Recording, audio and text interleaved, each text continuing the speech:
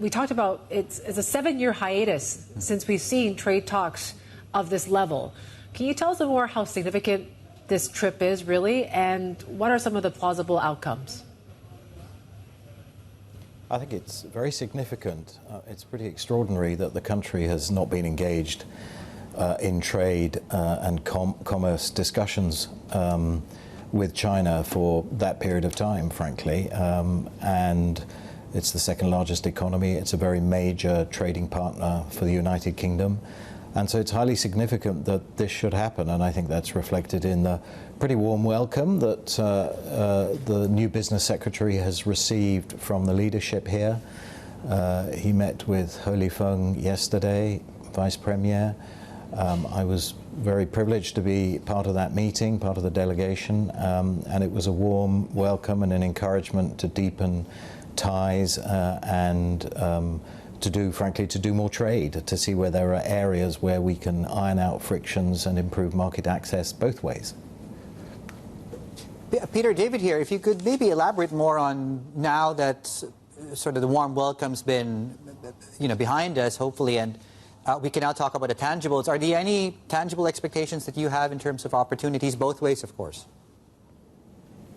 So the discussion, which takes place in something called the Joint Economic Trade Commission, is scheduled to take place today, in fact. So you've got me slightly earlier than we've got the outcomes. But there was a release made by the UK government just yesterday morning, which sort of front runs some of the outcomes, if you like, and it refers to £1 billion worth of additional trading opportunities.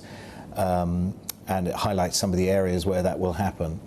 £2 billion worth, I'm going to talk in pounds, I'm afraid, £2 billion worth of economic growth over the next 5 years. The business secretary, I believe he is arriving in China after a trip in D.C. I'm just wondering, there's been a lot of talk of the Trump administration urging Europe to at least slap, 100% tariffs on China. Has the UK faced some sort of pressure in any way to do the same? Or, how does the UK really deal with these two bilateral relationships? It's very complex. It's a difficult road to navigate. And the way that the UK government is behaving, I think, and managing that process has, I think, been pretty successful so far.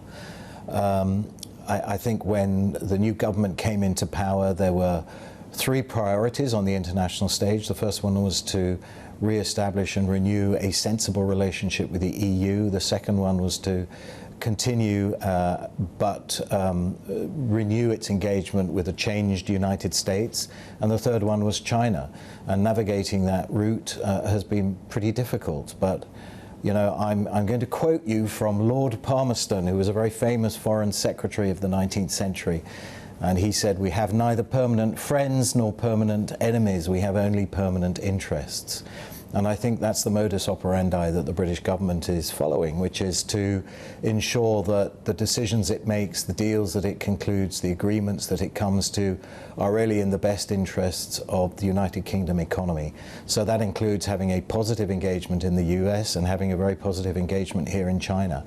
So far that seems to be working, but it is difficult and it is challenging. I don't think so far there have been threats or pressures to do things differently, but it's a hard road to hoe. Peter, are there any plans for the Prime Minister to eventually make a trip, Keir Starmer? Do we see him in Beijing at some point? I hope so.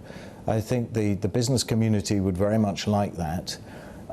He's met with Xi Jinping on a bilateral basis in the G20.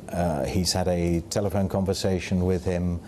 I think he comes, Peter Kyle, the new business secretary, was here with messages from Keir Starmer. I was in Xiamen on Monday and Tuesday at the China International Fair for Investment and Trade, the big CIFIT conference, and there was a letter from Keir Starmer read out to that conference. which counterbalanced the letter from Xi Jinping, also read out at the opening of that conference. So, look, I think the engagement is there, and we all very much hope that he will be here probably in the first quarter of next year. We would encourage that. We think it will seal a really important development in the relationship.